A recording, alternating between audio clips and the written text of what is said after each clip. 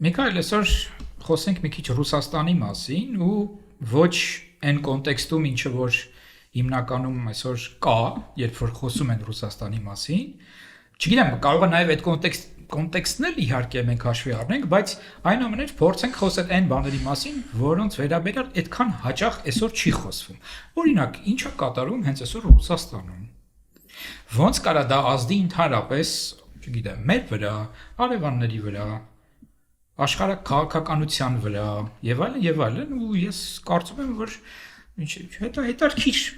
գործընթացներ կան այսօր։ Հա, խոսենք, ինձ թվում է մենք ընդհանրապես Հայաստանում այսպեսի մի խնդիր կա, որ Ռուսաստանի վերաբերյալ մեր պատկերացումները ոնց շատ կենցաղային են։ Այսինքն, օրինակ, չգիտեմ, նախորդ անգամ Իրանի մասն էինք խոսում, մենք ունենք իրանագետների բավական լավ դպրոց։ Հա, հիմա ուրիշ հարց ոմանց հետ համաձայն ենք, ոմանց հետ համաձայն չենք, բայց ռուսագետներ որպես այդպեսին երևի մենք չունենք, այսինքն մենք ունենք մարդիկ, ովքեր զբաղվում են օրինակ ռուսական լեզվի եւ գրականության ուսումնասիրությամբ, բայց հենց որպես օրինակ մարդիկ, ովքեր քաղաքագետ ռուսագետ, հա, որ ասենք եւ պատմությունը գիտի եւ գիտի այնտեղ հիմա ինչ է կատարվում եւ այդ անշուշտ մասնագիտորեն հա, հենց որպես մասնագիտություն, ասենք պաշտպանել է դիսերտացիա ասենք Ռուսաստանի քաղաքական էլիտաների մասին, հա, կամ չգիտեմ, ռուսական բիզնեսը 90-ական թվականներին, ով է դիսերտացիա պաշտպանել, ոչ չի պաշտպանել, հա, եւ ինձ թվում է, այտենց առանց կեղծ համեստության, եթե ինչ-որ մարդիկ կան, ովքեր Ռուսաստանից մի քիչ լավ են հասկանում, ես ու դու այդ մարդկանց թվում ենք, դրա համար դե հետազոտություններ են կարել նախ եւ առաջ այդ բայց նույնիսկ մեզ համար շատ բան էլի պարզ չի, որտեղ ես օրինակ 22 թվականին եմ վերջի անգամ եղել Ռուսաստանում ու դրանից հետո ես մի քիչ ճիշտ ասած համոզված չեմ արժի ես գնամ Ռուսաստան թե չէ, որտեղ շատ մարդիկ ովքեր իմ գործընկերներն էին կամ ընկերներն էին, հիմա կամ օտարը բան են, հա, ինոստրաննի ագենտ են, օտար գործակալ են կամ ուղղակի չեն Ռուսաստանում չեն ապրում կամ եթե գնան Ռուսաստան իրենց կբռնեն, հա, ես էլ չգիտեմ, ասենք կարող է այսիշոր ցուցակներում լինեմ։ Ես 17 թվին եմ վերջի անգամ եղել։ Բայց նաև ես հետևում եմ իհարկե ինչ են խոսում, ասենք այդ նույն փորձագետները, քաղաքագետները, որոնք հիմնականում Ռուսաստանից գնացել են եւ փորձում եմ հետևել թե օրինակ քարոզչությունը ինչ է խոսում, հա, հենց ռուսական։ Դե մենք նաև շփում ունենք այդ էմիգրանտների հետ, որոնք պարբերաբար գնում գալիս են, իդեպ, օրինակ ծանոթներից մեկը մի քանի օր առաջ էր եկել։ Ու որ հարցեցի ոնց էր վիճակը, ասեց սենց արեց մոտավորապես։ Հետո ասեց շատ բարդ է։ Ասում ինչն է բարդ։ Ասում է ընդհանրապես ապրելը արդեն շատ բարդ է։ Այսինքն ինքը էլի գնում գալիս էր,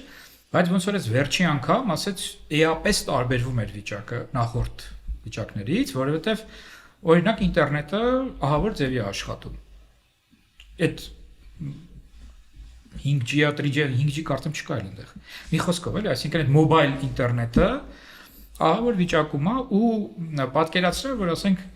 այն որ մենք վերջերս իհարկե ներմուծեցինք, չէ, Երևանում, որ կարողանում ենք, ասենք Yandex-ով տեսնել, թե ավտոբուսները երբ են գալի, որ համարն է գալիս, ուր է գնում եւ այլն, հետևենք ինտերնետով, այդ հնարավորությունը հիմա Մոսկվայում չկա։ Մարդիկ դուրս են գալիս կանգառներում, չգիտեն ինչ ավտոբուս է գալու, ուր է գնալու, երբ է գալու, մանավանդ Մոսկվայի պարագայում դա շատ կարևոր բան է, էլի օրինակի համար։ Չեն կարողում տաքսի, ասենք, բան անել, կանչել ինտերնետով, հասկանում ես, այսինքն սա արդեն ինձ թվում է մի հատ լուրջ բան է, որին պետք է էլի ուշադրություն դարձնել։ Հա, իրականում մի քանի sense նշաններ կա, որ ես էլ հետևելով Ռուսաստանից եկող նորություններին, մի քանի նշաններ կա, որ իրոք այնտեղ իրավիճակը փոխվել է, հա, ընդհանրապես երբ որ 22 թվականին պատերազմը Ուկրաինայից սկսվեց, հա, կամ եթե ավելի ճիշտ ասենք, լայնամասշտաբ ներխուժումը, որտեղ պատերազմը դրանից առաջ էլ կար, դրանից հետո այսպես երկու մոտեցում կար, չէ՞, մեկ ասում էին, հեսա Ռուսաստանը վաղը մյուսը կործանվելու է, մյուսները էլ ասում էին, չէ, Ռուսաստանը այնպիսի երկիր է, որ բոլորին էլ կհաղթի ու ընդհանրապես իր համար խնդիր չի։ Ու երևի իրականությունը ինչ որտեղ մեջտեղում է, ու ինչ որ պահեր կար, երբ որ թվում էր, որ հեսա կործանվելու է, հա, երբ որ օրինակ Պրիգոժինի այդ ապստամբությունն էր, կամ 22 թվականի աշնանը բարձություն էին կրում, հա, հետո ինչ որ օրինակ անցած տարի ամբողջ արևմտյան այդ փորձագիտական շրջանակները ասում էին, որ Ռուսաստանը հաղթելու է, որ Ուկրաինան պարտվում է եւ այլն, հիմա տեսնում ենք, որ ռազմաճակատում այս վերջի օրերին ուկրաինացիները նույնիսկ առաջ են գնացել ինչ որ տեղ, իսկ հիմնական ռուսական հարձակումները ձախողվել են։ Իհարկե դա չի նշանակում, որ միշտ այդպես է լինելու, բայց առնվազն այն խնդիրը, որ Ռուսաստանը իր առջև դրել է, որ պետք է Դոնբասի մնացած մասը գրավի, ասենք ըստ ռազմական փորձագետների կարող է տարիներ տևի, մինչև իրանք այդ տարածքները գրավեն։ Ու դա ցույց է տալիս, որ Ռուսաստանը այնուամենայնիվ այսպես այնքան էլ լավ վիճակում չի, հա, եւ այդ նույն ինտերնետի պատմությունը դա միակը չի, հա, կա նաեւ պատմություն, որ օրինակ Սիբիրում հիմնականում ինչքան հասկացա, անասնաբույծները բողոքում են, որովհետեւ իրենց կենդանիներին սպանում են։ Որտեղ ինչ որ վարակ կա, հա, եւ այդ յաշուրա կոչվում ռուսերեն, հայերեն ցավոք սրտի չգիտեմ համապատասխան տերմինը, կոմենտներում գրեք, ով որ գիտի, հա, եւ ուրեմն այդ խեղճ կենդաններին ուղղակի գալիս սպանում են առանց բարձելու հիվանդա, հիվանդ չի, ասենք հիվանդ կենդանների հետ կապ եղել է թե չէ, եւ շատ գյուղացիներ ուղղակի զրկվում են իրանց ամբողջ ապրուստից։ Ու լուրջ այսպեսի բողոքի ալիք կա դրա հետ կապված, որը իհարկե այսպես մի քիչ հիշեցնում է ռուսական ցարիզմի օրոք եղած այդ բողոքները, որ ցար ջան, դու երևի չգիտես, բայց այստեղ sense բան են անում, խնդրում ենք Վլադիմիր Վլադիմիրովիչ մեզ օգնել, փրկեք եւ այլն, բայց առաջ էլ չկար, հա, եւ էս էլ է, ինչ որ հետաքրքիր զարգացում է, որ ու դա ոչ թե ինչ որ լիբերալներն են անում, որտեղ արդեն լիբերալները չկան, կամ Եվրոպայում են, կամ Հայաստանում եւ Վրաստանում են, կամ Բանտում են։ Հա, կամ վախենում են խոսել, կամ ընդհատակում խոսում են հենց այդ Z բլոգերները, այսպես կոչված, հա, այդ հայրենասիրական ալիքների, ասենք, Telegram-ի հայրենասիրական ալիքների եւ այլն։ Տարան հոգեբուժարան վերջերս։ Այ դա ընդհանրապես հետաքրքիր պատմություն էր, հա, այդ չգիտեմ, երևի արժի մի խոսքով ներկայացնեմ։ Իլիա Ռիմիսլո անունով, այդ Ռիմիսլոն այդ մարդու ազգանունն է, ոչ թե արհեստ է, այդ մարդու ազգանունն է, եւ այդ մարդը այսպես քարոզիչ էր աշխատում Կրեմլյան, Z բլոգեր էր եւ ավելի վատ ինքը օրինակ դատի Նավալնին բռնելու դες ասած պատմություններից մեկը իր հետ էր կապված, նա ասած ինքն էր դատի տվել Նավալնին ու Նավալնին բռնել էին դրանից հետո, հա, ու հիմա այս մարդը իրանց նույնիսկ Telegram-ում գրեց, որ Ռուսաստանը շատ վատ վիճակում է, Պուտինը ռազմական հանցագործ է, պետք է նրան ձերբակալել եւ այլն, ու մարդկանց առաջի ռեակցիան էր, որ մեզ մոտ լնում է, որ ասում են հեռախոսս թողել էի, իշ մարդիկ են մտել եւ այլն, որից հա ջարդել են եւ այլն, հետո ինքը հարցազրույց տվեց իր դեմքով, արդեն հարցազրույցներ սկսել տալ իր դեմքով, ու հաջորդ նորություններն էր, որ նա հոգեբուժարանում է, ու էլի պարզ չէր, իրան ուղղակի ինչպես սովետական ժամանակ այլախոհներին տանում էին հոգեբուժարան, այդպես է եղել, թե հետո այդպեսի ինչ-որ մի քիչ դավադրաբանական բացատրություն կար, որ նա ունի ազգականներ, ովքեր հոգեբույժ են, ու իրան տարել են հոգեբուժարան, որպեսզի իրան չբռնեն։ Ամեն դեպքում շատ տարօրինակ պատմություն էր, ու այն լրագրողները, ում ես լսում էի, որոնք դրա մասին ասում էին, ասում են ոնց որ Սալավյովը այդպիսի ելույթներ ունենար, ուղղակի այդ մարդը Սալավյովի մասշտաբը չուներ, բայց ինքը իր այսպես ասած գաղափարական կողմնորոշմամբ Սալավյովից ոչ ոք չէր տարբերվում։ Մյուս կողմից Շոյգուն ասում է Ռուսաստանում չկա տարածք, որ անվտանգ լինի, չէ՞, մոտավորապես այդ էր ասել։ Ու սա էլ էլի, այսինքն հիմա պատկերացրա Լավ, նայ, ռուսները մտածում էին, որ այս ռազմական հատուկ օպերացիան, նու, այսպես ասեմ, մեծ մասը կամ շարքային քաղաքացիները իրանց չի վերաբերելու։ Եվ դե ինչքան տևի, ինչ որ մարդիկ կգնան այնտեղ կկռվեն, հա, մոբիլիզացիա չկա, ընդհանուր, այտենց պարտադիր, հա, մասնակի էր ու նաև հիմնականում այտենց կամավոր չէ, տանում են կոնտրակտով, բան եւ այլն, հա։ Բանդերից ազատեցին տարան շատերի ու մեկ էլ հիմա մեկ տեսնում եմ մի վարքան։ Ուրեմն ինտերնետը ինչ որ չկա, մենք գլուխ էին գովում, չէ, որ Մոսկվան առաջադեմ բան եւ այլն, այդ բոլոր ծառայությունները, այդ Yandex-ի բան իրանքի, հա։ Եվ իրոք այդպես էր ասում, շատ եվրոպական երկրներից ավելի առաջ էին այդ հարցում։ Հիմա այդ ամեն ինչը չկա, կամ կիսատ պրատ կա, ուրեմն իրանց բաները, բրենդեր, բաներ եւ այլն, դա էլ էր կարևոր էլի։ Այդ դրանք վաղուց չկան, միջազգային բրենդերը։ Ճիշտ է, այնտեղ գտել են ինչ-որ տարբերակներ, որ ռուսական բաներով փոխեն, ոնց որ ասենք McDonald's-ի փոխարեն вкусная точка տենց ման են դրել, հա, օրինակի համար, բայց մի խոսքով это не то, հա, ինչպես ասում են իրենք։ Մյուս հարցը հիմա էլ ասում են, բանա, անվտանգ չի։ Հետո դրոնները բարբերաբար հարվածում են, չէ, նաև Մոսկվայի տարածքի դե այդ վաղուց արդեն պատմություն է։ Բայց հիմա որ արդեն փաստորեն այդ մակարդակով են նման հայտարարություններ անում։ Ինձ թվում է սա իսկապես լուրջ է ու սա կարա ազդի նաև հանրային տրամադրությունների վրա ու ինչ որ չգիտեմ, հերքին նաև կարող են գործընթացներ սկսել այս առումով, այսինքն շարքային քաղաքացին փաստորեն այսօր հիմա արդեն հասկանում է ու նաև բարձրաձայնում է փաստորեն, մի քիչ վախվորած իհարկե դեռևս, նրա մասին, որ մի վարքյան, բայց այս փաստորեն մեզ հիմա վերաբերում է այս ամեն ինչը, այս մեր կյանքին կպավ, մեր կյանքի մակարդակը հիմա զգալիորեն իջավ, հա, այսպես ասած, այդ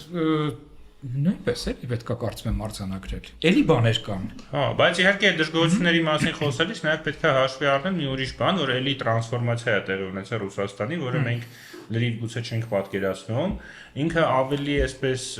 ուղղակի ավտորիտար ռեժիմից գնացել դարձել է գրեթե տոտալիտար, կարելի ասել, վարչակարգ, հա, հիմա, որովհետև եթե օրինակ 2018 թվականին, հա, դեռ Ռուսաստանում կանեն ինչ-որ բողոքի ակցիաներ լինեին, հա, մարդիկ քննադատում էին, կար քննադատող մամուլ եւ այլն, հիմա այդ ամենը չկա։ Սոցիալական ցանցերի միջոց բաներ էին գրում, քննադատական գրում էին, հա, ասենք ոչինչ չէին վախենում։ Այնպես էլ կարող է, ասենք կային ԶԼՄ-ներ, որոնք գիտեին, որ ընդդիմ, ասենք չեմ, Էխո Մոսկվայի։ Ճիշտ է, դրանք վերահսկվում էին, այսինքն նույն Էխո Մոսկվային, օրինակ, ինչքան գիտեմ, Գազպրոմին էր պատկանում։ Չերեզներով Գազպրոմին էր պատկանում։ Բայց ամեն դեպքում դու կարող էիր Ռուսաստանում նստած, ասենք ռադիոյով, որը Մոսկվայում դու կարող էիր մեքենայում այդ ռադիոն լսել, միացնել ու այնտեղ ասենք մարդիկ հայհոյում են Պուտինին։ Չեն հայհոյում, բայց քննադատում են բավականին խիստ։ Կամ ինչ որ մի ընդդիմադիր, ռեալ ընդդիմադիր խոսում օրինակ։ Ու նրանք մասնակցում էին, ասենք, ընտրություններին, ճիշտ է, շարժ որ չէին ընտրվում սովորաբար եւ այլն, բայց ամեն դեպքում այս ամեն ինչը սկսեց վերացնել մինչեւ պատերազմը, նույնիսկ արդեն 2021 թվականից սկսին վերացնել, բայց 22 թվականից հետո ընդհանրապես այս ամենը չփակվեց եւ գնալով ավելի այդ ռեժիմը դառնում է ոչ միայն այսպես խիստ, այլև համապարփակ, հա, այսինքն ավելի տոտալիտար է դառնում, այսինքն ինչով է տարբերվում, հա, մեր ով մեզ լսում է, հիշեցնենք, որ ուրեմն ավտորիտարը դա նա է, երբ որ իշխանությունը, ասած քաղաքական ոլորտ է վերցնում է իրեն, բայց մնացած առումներով մարդիկ կարող են հանգիստ ապրել, չգիտեմ, լսել են երաժշտությունը, որ իրաց դուր է գալիս եւ այլն։ Գնալով Ռուսաստանը նաեւ դա է վերահսկում, հա, նույն երաժշտության ոլորտում, հա, բազմաթիվ արտիստներ, ովքեր դեմ արտահայտվեցին պատերազմին, նրանք նախ ստիպված եղան հեռանալ Ռուսաստանից, նրանք ովքեր չհեռացան, խնդիրներ սկսեցին ունենալ, իրենց համերգները սկսեցին, ասենք, արգելվել, այն մարդիկ, ովքեր նույնիսկ հիշում եք, հա, այդպեսի բան կար, որ փողոցում երիտասարդ ուղղակի երաժիշտներ երգում էին այդ արտիստների երգերը եւ նրանց ձերբակալեցին, որից հետո իրենք եկան Հայաստան, հետո Հայաստանից Եվրոպա։ Բայց ասենք մի մոմենտ հյուսիսային պողոտայի վրա դվագում էին։ Հիմա նոր բան է նաեւ օրենք կա, որ այս կարծեմ մարտի 1-ից թե ապրիլի 1-ից չեմ հիշում, միայն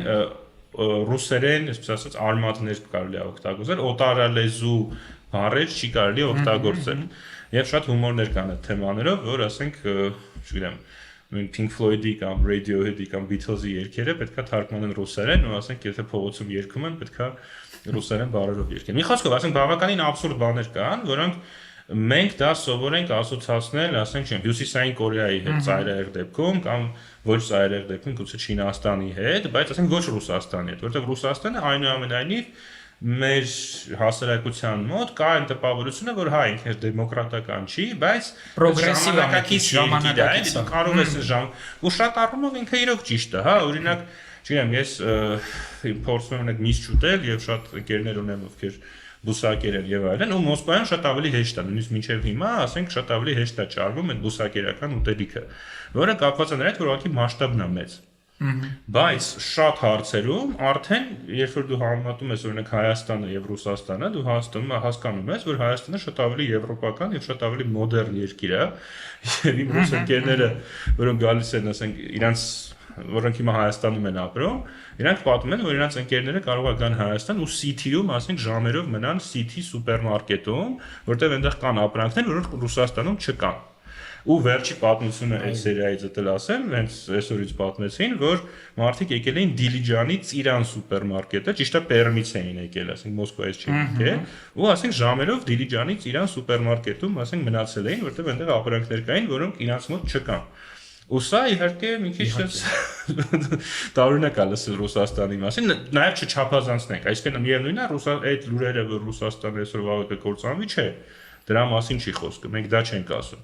Ինձ թվում է, չէ՞, թե դա ենք ասում։ Չէ, դա չենք ասում, բայց ասում ենք, որ կան լուրջ խնդիրներ այսօր, որոնք թեկուզ հենց անցյալ տարի նույնիսկ չկային, ու իրավիճակը փոխվել, ինչպես ասում են Ռուսաստանում այսօր։ Իդեպ ասեմ նաև, որ տնտեսական վիճակը Ռուսաստանում այսօր բավականին, այսպես ասենք, չասեմ կատաստրոֆիկ, բայց ցույց է տալիս, որ լուրջ անկում ու ստագնացիայի մեջ է ինքը հիմա մտնում, եւ եթե համեմատում են նախորդ տարիների հետ, օրինակ նույնիսկ պատերազմը բան եւ այլն այդ ամեն ինչը, բայց ասենք 23-24 թվականին ինչ որ տնտեսական աճ կար։ Հիմա այդ աճը չկա։ Մենք համեմատում էին երկրորդ համաշխարհայինի տարիներին, չգիտեմ, Ամերիկայի տնտեսության հետ, որ քանի որ զենք էին արտադրում, տնտեսությունը աճեց եւ այլն։ Դե եւ հիմնականում այդ դրա պատճառով էր իրական։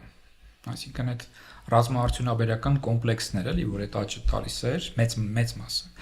Եվ իսկ հիմա ինչ են ասում, ասում են 1%-ի շրջանակներում է, ասենք այդ աճը, այն էլ հարց է կլինի թե չէ, կարող է զրոյական լինի, պլյուս դրան ինֆլյացիան բավականին բարձր է, եւ ընդհանուր առմամբ մենք տեսնում ենք, որ տեսեք, ասենք բանը, աշխատավարձը։ Եթե չեմ սխալվում, մինիմալ աշխատավարձը 27000 ռուբլի է, ու ինքը բան է, էլի, ասենք, երբ որ դու անընդհատ ինֆլյացիա ես ունենում եւ աճը աշխատավարձի լուրջ չի լինում, դա արդեն մարդիկ զգում են։ Գնում են խանութ, ասում են, այ քեզ բանես, ինչ գներ են արդեն, հա? Այսինքն այն որ ասում են ցածր են գները Ռուսաստանում, բան, Եվրոպայի հետ համեմատ, բան եւ այլն, դա էլ է վերանում փաստորել կամաց։ Իսկապես Ռուսաստանում ցածր էին գները շատ առումներով, բայց հիմա փաստորեն այդ խնդիրն էլ է արդեն էլի առաջանում, ուրեմն բարձր գներ, աշխատավարձը ռեալ չի աճում ու եվրոպական, ախր մենք պետք է նախ ասենք սկզբնական կետը էլի, երբ որ ասում ենք աճ, բայց Ռուսաստանը մի քանի անգամ զիջում է, այսպես ասենք, կենսամակարդակի տեսանկյունից եվրոպական երկրների։ Եվ եթե ինքը ունի փոքրիկ աճ, իսկ եթե ընդհանրապես աճ չունի, նշանակում է ինքը փաստորեն չի զարգանում։ Այո, նույն բանը չի, եթե Գերմանիան 1% աճ եւ Ռուսաստանը 1% լրիվ տարբեր բաներ են դրանք։ Զգալի է էլի տարբերությունը կենսամակարդակների։ Եվ մի խոսքով հիմա ասում են, որ հաստատ, օրինակ ես մի տնտեսագետ կիներ խոսում, հենց այսօր նայում էի, մոռացա ազգանունը, ինքը ճանաչված է բավականին ու տենց հարգված, շատ կշռադատված բան խոսում, այսինքն այնպես չէ, որ ուղղակի քարոզիչ է, ասենք բան, չէ, բացարձակապես ոչ մի կողմից է տենց քարոզություն չի անում, բայց լուրջ տնտեսագետ է ու ասաց, որ հաստատ կարող եմ ասել հետեւյալը, նախ ասաց, որ իհարկե լիքը բան կա, որ ես չգիտեմ, այսինքն այդեն Զուբարևիչ։ Հա, Զուբարևիչ։ Այո։ Ասма դե բան չի էլի, պետք է մենք տեղեկատվություն ունենանք, դրա հիման վրա վերլուծություն անենք, հիմա լիքը բան կա, որ չկա, ասենք ես բաց աղբյուրների վրա եմ անում, մենք էլ ենք նույն բանը անում, չէ՞, միշտ ու դրա մասին խոսում ենք էլի անընդհատ, բայց ասում եմ այս ամեն ինչի հիման վրա կարող եմ ասել, որ հաստատ 2025-ից ավելի վատ է լինելու այս ամբողջ 2026-ը։ Էլ չասած, որ լուրջ իսկապես տնտեսական խնդիրները խորանում են, բան եւ այլն ու անսպասելի բաներ նաեւ կարող են լինել։ Ուրեմն այսպեսի մենք իրավիճակ փաստորեն այսօր ունենք։ Մի բան էլ ասեմ սրա հետ կապված, որ նավթի գների հետ կապված կար խոսակցություն, որ այս ամեն ինչը հիմա այն ինչ որ կատարվում է Իրանի հետ, չէ, նպաստում է այնուամենայնիվ նրան, որ Ռուսաստանը եկամուտներ ստանա, բայց ես օրինակ ինչքան էլի տես տնտեսագետների բան նայեցի, լսեցի եւ այլն, չտեսա այդ ողջավորվածությունը կամ ընդհանրապես ասում են դա կարող է ինչ-որ ժամանակավոր էֆեկտ տա։ Դե ամեն դեպքում ավելի լավ կլինի, քան կարող էր լինել, բայց սկզբունքային տարբերություն ինչքան հասկանում չի բերի, որտեվ այդ խնդիրները, այսպես ասած, հա կառուցվածքային ավելի լուրջ պատճառներ ունեն ու ընդհանրապես դա մի քիչ կօգնի, ասենք ժամանակավորապես ինչ-որ հարցեր լուծել։ Բայց այստեղ ուրիշ բան կա, որ ասենք այդ ամեն ինչից ինչ է հետևում։ Հա ու դեռ մինչև Հայաստանին անցնելը օրինակ այսպիսի վերլուծություններ կային, ես էլ լսում եի Կիրիլ Ռոգով կա, քաղաքագետ եւ տնտեսագետ, ու նրանք խոսում էին էլի սցենարների մասին, թե ինչ հնարավոր սցենարներ կան եւ քննարկող սցենարներից մեկը նա է, որ Ռուսաստանը կարող է անմիջականորեն ՆԱՏՕ-ի դեմ ինչ-որ ռազմական գործողություններ ձեռնարկել, հա ու մինչև հիմա հիմնականում այդ ՆԱՏՕ-ի դեմ ասած նկատառում Եվրոպայի դեմ, ավելի հավանական է Բալթյան երկրների, մի քիչ ավելի պակաս հավանական Լեհաստան կամ Ֆինլանդիա, բայց ամենահավանականը Բալթյան երկրներն են, հա, որտեղ նաև ու քննարկվում է ոչ թե լայնածավալ ինչ-որ հարձակում, այլ այսպես փոքր ինչ-որ օպերացիա, որպեսզի ցույց տալ, որ այդ տեսեք դուք ոչ մի բան չեք կարող։ Օրինակ, այդպիսի խնդիր է քննարկվում, որ Էստոնիայում Նարվա քաղաքը կա, որը Ռուսաստանի սահմանի վրա է, որտեղ ռուսներ են ապրում հիմնականում, ու կարող է այնտեղ այսպես փորձեն, չգիտեմ, Նարվայի ժողովրդական հանրապետություն ստեղծել, այնպես որ ասենք Ռուսաստանը պաշտոնապես ոչ մի կապ չունի, բայց ասենք այդ վաղուց կա։ Ուղղակի առաջ այդ խոսակցությունները այնպեսին էին, որ այս ամեն ինչը կարող է տեղի ունենալ, երբ որ Ուկրաինայում պատերազմը վերջանա, որտեղ տրամաբանական է, որ հա, այդքան ռեսուրս չունեն, որ համ Ուկրաինայում պատերազմեն, համ էլ միած ՆԱՏՕ-ի դեմ։ Բայց հիմա հաշվի առնելով, որ աշխարհը խառնվում է, որ Թրամփը զբաղված է Իրանում պատերազմով, որ հայտնի չի, ասենք Չինաստանը Թայվանում ինչ կարող է անել, հայտնի չի Ուկրաինայում ինչ կլինի, այսպեսի նաև տարբերակ է քննարկվում, որ կարող է Ռուսաստանը գնա սրման։ Հա, մի քիչ գիտեք ինչի նման, ոնց որ ասենք Այն որ Հիտլերը 41 թվին հարձակվեց Սովետական Միության վրա, չնայած Անգլիան չկարողացավ գրավել, չէ՞, ասենք տրամաբանությունը ոնց պահանջում էր, որ ինքը Անգլիայի հետ հարցերը լուծեր, նոր հարձակվեր Սովետական Միության վրա։ Չէ՞, բայց ասենք ինքը Անգլիան չկարողացավ գրավել ու ոնց որ դա խնդիր առաջացրեց, ու որովհետեւ ինքը, այսպես ասած, այդ խնդիրը լուծի, ինքը հարձակվեց Սովետական Միության վրա։ Հիմա նույն ձևով Պուտինը ասենք կարող է տեսնի, որ Ուկրաինայում պատերազմը հասել է ինչ-որ մի կետի, որ ոչ ես կողմ, ոչ են կողմ, երկրի ներսում խնդիրները կուտակվում են, հա, դժգոհությունը աճում է, արդեն նրա, այսպես ասած, լոյալիստական, նրա էլեկտորատը արդեն դժգոհ է, հա, հենց այդ Z բլոգերները, ովքեր պատերազմի կողմնակից են, իրանք քննադատում են, ասում են Թրամփը խաբեց, գցեց, հա, որտեվ էդ էլ է խնդիր, որտեվ մեր հույսեր կային, երբ որ Թրամփը նոր ընտրվեց, որ ինքը կգա եւ հիմա իրանք կպայմանավորվեն։ Ու ըստ էության նրանք ինձ թվում է իրոք կար հնարավորություն, որտեղ իրոք Թրամփը պատրաստ էր շատ զիջումների, բայց նրանք բաց թողեցին այդ հնարավորությունը։ Հիմա էլի շարունակվում են այդ բանակցությունները, բայց ինձ թվում է, որ լավագույն պահը բաց են թողել։ Իհարկե չի կարելի բացառել, որ էլի կգան ինչ-որ համաձայնության, բայց ինձ թվում է, որ լավագույն ամենահարմար պահը 25 թվականին էր։ Ու այն ժամանակ, երբ որ Զելենսկին կանչեց իր կաբինետում Թրամփը, այսպես ասած, գորգորաց վրան, հա, հետո Պուտինի հետ հանդիպեց եւ այլն, այն ժամանակ թվում էր, որ շատ մոտ է այդ համը։ Գոնե Ռուսաստանում շատերը հույս ունեին, որ այս Թրամփը ու Պուտինը կպայմանավորվեն, Զելենսկին այսպես ասած գծերից կգցեն, հիմա պարզա որ չէ, դա չեղավ։ Ու դա խնդիր է առաջացնում, հա, ու Պուտինի շատ կողմնակիցներ կարող է ասեն, լավ, բա հիմա ինչ է լինելու։ Եվ այդ իրավիճակում Չնայած դա թվում է, որ անդրամաբանական է, բայց հենց այդ իրավիճակում կարող է Պուտինը որոշի, այսպես ասած, ավելի սրել իրավիճակը, հա, ու ասենք ինչ-որ բան կազմակերպել Բալթյան երկրների դեմ։ Մտածելով, որ ոնց որ սիտուացիա выходит из-под контроля, հա։ Այո, ու ոնց որ նաև ինքը ինձ թվում է պատկերացում ունի, որ եվրոպացիները վախկոտ են, իրենք մեկը ոչինչ չեն կարող անել, ու ասենք իրանք արդյունքում կվախենան, ու օրինակ կդադարեն աջակցել Ուկրաինային, ու Ուկրաինային մենք մեր հարցերը կլուծենք։ Ուրիշ հարց, որ ինձ թվում է դա չի աշխատի, հա, բայց Ռուսաստանը կարող է այդ քայլին գնալ։ Ու դա, ասենք, դիքը հարցեր է առաջացնում, թե այդ դեպքում մեզ հետ ինչ է տեղի ունենալու։ Եթե օրինակ այդ կոնֆլիկտը ոնց որ Ուկրաինայի շրջանակներից դուրս գա։ Հիմա կասեն հակառուսական տրամադրություններ եք հրահարում դուք, պարոնայք, բայց իրականությունն այն է, ինչ որ փորձում ենք նկարագրել։ Եվ այստեղ չկա իմ կարծիքով էլի, ասենք ինչ որ էմոցիա, չկա միտում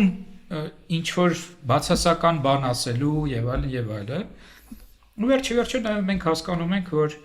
կա կախվածություն Ռուսաստանից եւ պատմականորեն այդպես այդ կախվածությունը երկար sense ձևավորվել է եւ այլն եւ միանգամից մենք չենք կարող թոթափել, հա, այդ կախվածությունը եւ նաեւ մենք բավականին զգուշ պետք է լինենք ընդհանրապես Ռուսաստանի հետ, Ռուսաստանի քաղաքական էլիտայի հետ հարաբերվելիս եւ այլն եւ ամենևին այս ամենի ինչ որ մենք խոսում ենք չկա նպատակ որ այ չգիտեմ այնց անենք որ Հայաստանում թշնամաբար վերաբերվեն, հա, ասենք Ռուսաստանին օրինակ թեև մյուս կողմից էլ մենք նաև տեսնում ենք ու սա էլ չենք կարող չխոսել դրա մասին, որովհետև դա կա եւ մենք դա տեսնում ենք եւ մտածում ենք որ եթե չխոսենք այդ ամեն ինչի մասին, նաև մենք ըստ էության ավելի շատ մեզ կվնասենք, որովհետև կա հարցակում, հիբրիդային հարցակում, որը գալիս է ռուսական տարածքից, այսպես ասած, հա, ռուսական որոշակի շրջանակների կողմից եւ այդ բնականաբար հարցակման թիրախում նաև Հայաստանն է։ Հիմա մենք իհարկե պետք է խոսենք սրա մասին եւ դա չի նշանակում որ երբ որ մենք խոսում ենք դրա մասին մենք ինչ որ հակահայելի ռուսական ինչ որ տրամադրություններ ենք էլի ասենք ձևավորում դե հիմա թող չհարցակվեն այդ հիբրիդային հարցակումը թող չլինի չխոսանք հիմա եթե կա ինքը ոնց չխոսանք Ինձ թվում է մի քիչ մենք խոսենք այն մասին թե ոնց ենք ապացուցում որ դա կա, հա, բայց այստեղ դու ինչ որ բաներ ուզում ասել։ Հա, ես ուզում եի ասել որ ընդհանրապես ինձ շատ են դες մեղադրում ինչ-որ հակառուսական հայացքներ ունենալու մեջ եւ այլն, բայց ես ինչ-որ հարցազրույցներից մեկի ժամանակ էլ ասացի, որ ես ռուսամետ եմ ու իսկական ռուսամետը ես եմ ինձ թվում, հա, որտեվ ես ուզում եմ որ Ռուսաստանի համար լավ լինի, բայց այն ինչ որ ներկա վարչակարգն է անում, հա, այդ առումով ես ռուսամետ եմ, բայց այսինքն Պուտինը ռուսամետ չի ըստ։ Ես կարծում եմ որ Պուտինը իրականում Ռուսաստանը քանդում է մեծ հաշվով, հա։ Իհարկե մյուս կողմից ես ուզում եմ, հա, որ ռուսական այդ կայսերապաշտությունը վերանա եւ նաեւ այն գաղութները, որոնք շարունակում են մնալ Ռուսաստանի գաղութը, դրանք ազատություն ստանան եւ Ռուսաստանը դառնա ուղղակի նորմալ երկիր, ինչպես դարձավ, ասենք, Ֆրանսիան կամ Մեծ Բրիտանիան իրենց կայսրությունը կորցնելուց հետո։ Բայց ես չեմ գտնում, որ ես ինչ-որ ատելություն ունեմ Ռուսաստանի հանդեպ կամ ռուսների հանդեպ, ընդհակառակը ես իրականում դա էլ է գաղութային իրավիճակին բնորոշ երևույթ, բայց ես ասենք ռուսախոս մշակույթի կրող եմ, հա, համարյա նույն չափով ինչ որ հայկական։ Երբեմն ես օրինակ դժվարում եմ ասել, ես ինչ օրինակ կախված թեմայից կարող է ինձ ավելի հեշտ լինի ինչ որ թեմայով խոսել ռուսերեն կամ կարդալ ռուսերեն կամ լսել տեքստը կարդալ ռուսերեն։ Նույնն իմասի կարող եմ ասել։ Հա, այնպես որ այդտեղ այնպես Հայաստանում երբեք չես կարող դրա հիման վրա եզրակացնել, ով է պայմանական ռուսամետ, ով է հակառուս, հա, որովհետև շատ հաճախ հենց ավելի շատ ռուսական այդ մշակույթի կրող մարդիկ շատ ավելի քննադատաբար են տրամադրված Ռուսաստանի հանդեպ, որովհետև լավ գիտեն, ներսից են տեսնում այդ ամեն ինչը, հա, բայց ամեն դեպքում ինձ թվում է այս մեր խոսակցությունը ինչ է ամենակարևոր, որ հիմա մենք գնում ենք դեպի ընտրություններ եւ ըստ էության ոնց որ երկու ճանապարհ է, չէ՞, նշмарվում։ Մեկը այնա, որ առանց ծայրահեղացնելու եթե ասենք, հա, մեկը այնա, որ Ռուսաստանից հնարավորինս հեռու մնանք եւ փորձենք այլընտրանքներ գտնել։ Մյուսը այնա, որ եկեք Ռուսաստանի պոչը բռնենք, որտեվ այդ այլընտրանքները, այսպես ասած, անհայտ է թե ինչ կլինի, իսկ սա փորձած թան է, որը մածունից լավն է։ Հիմա ես ինձ թվում է, ես փորձում եմ ասել, որ ժորջան, ես փորձած թան չի, ոչ էլ փորձած մածուն է։ Իրականում այն Ռուսաստանը, որը դուք գիտեք, վաղուց չկա, որովհետև իրականում մեր հայրենակիցների հետ որ խոսես եւ հարցնես իրենք Ռուսաստան ասելով ինչ նկատի ունեն, կպարզվի որ մեկը նկատի ունի ռուսական կայսրությունն է, ասենք Եկատերինա Մեծի օրոք, մյուսը նկատի ունի, ասենք խորհրդային միությունը, շինեմ Լենինի կամ Խրուշչովի կամ Ստալինի օրոք, նայած ճաշակը ոնց է, հա։ Մեկը նկատի ունի Ելցինյան Ռուսաստանը, որը լիբերալ էր, դեմոկրատական էր, արևմուտքի հետ հարաբերություններ ունի, օրինակ առաջին նախագահը ինձ թվում է մինչև հիմա գուցե նրա հիշողությունների մեջ վառը ասենք թե ոնց էր Ելցինի հետ ինքը ինչ որ հարցեր լուծում, որտեղ Ելցինը ուրիշ տիպի մարդ էր, հա, էլի իդեալական չէր, բայց ամենայդեպս Պուտին չէր, հա։ Բայց նույնիսկ Պուտինը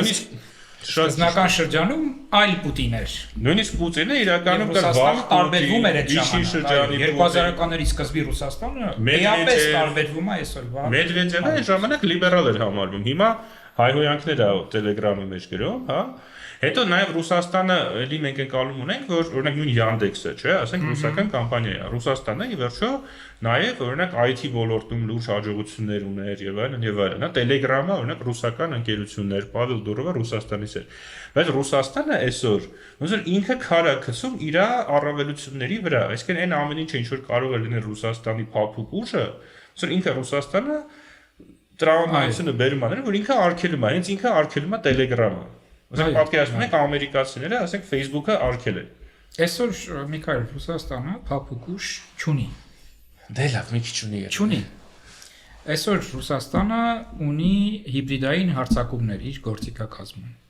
Այսինքն այդ փափուկ ուժը ինքը ինչ է էլի իրականում։ Մի բան, որը գրավիչ է, չէ՞։ Այսինքն դու առաջարկում ես մի բան, ասում ես, նա դա ես եմ անում, դու սա սպարի